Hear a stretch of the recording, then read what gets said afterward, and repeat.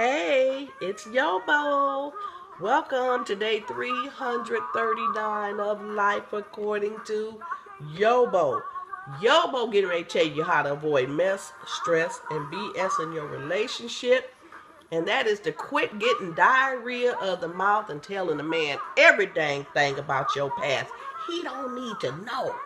Hey, get some of my books at yoboproductions.com and watch my videos on YouTube, Facebook, and Twitter. Let's continue this conversation.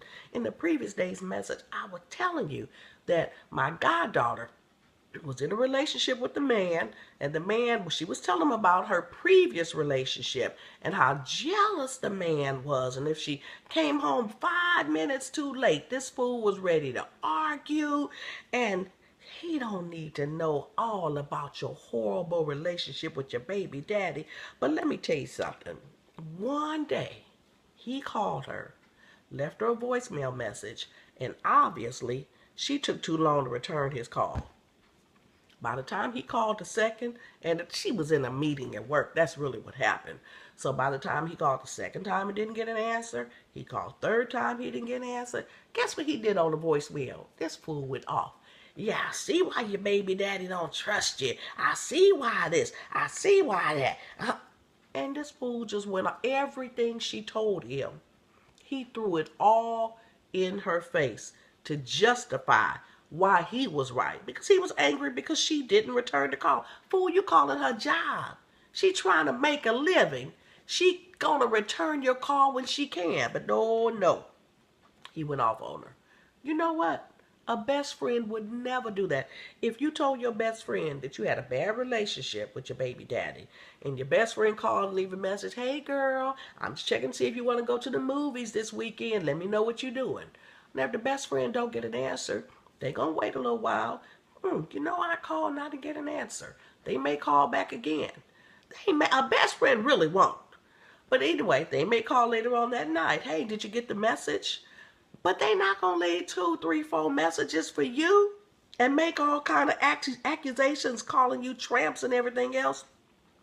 And I'm going to tell you one more thing about a best friend. A best friend can share a story without the other person feeling intimidated. See, I can tell, well, let me tell you what the man said. The man said, I can tell my best friend about the best piece of poontang I ever had. And his best friend gonna be sitting like this, okay, hanging on every word. But he explained to me, I can't tell no mess like that to my wife. But I could tell that story in the barbershop and everybody gonna be laughing and pat me on the back.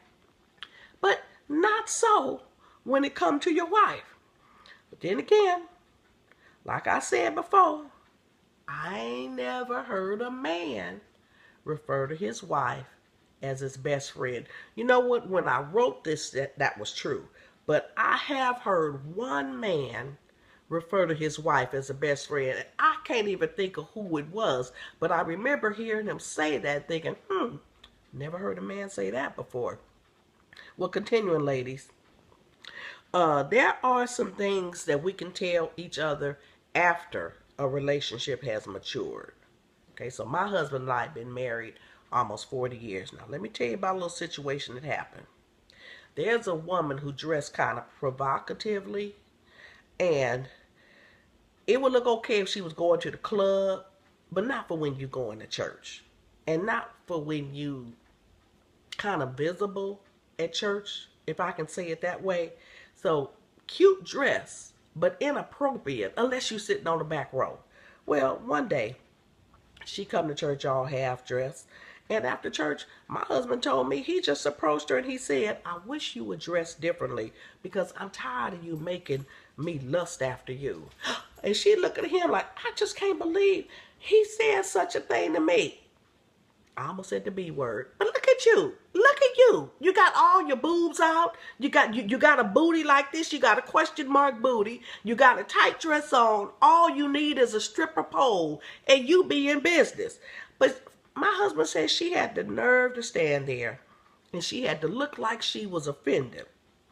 Now, for the record, I wasn't offended because what did I just say? You have to get to a point where a relationship has matured and you can say that to a spouse. Now, there are going to be some relationships where you could never say no mess like that to a spouse. Child, you'd have a fight on your hands. Listen, some relationships never, ever, ever, ever get there. So don't try that if you know you're married to somebody crazy. But come back tomorrow for day 37, day 39, day 340, A Life According to YoBo. We're going to wrap up chapter number 10. See ya. Bye-bye.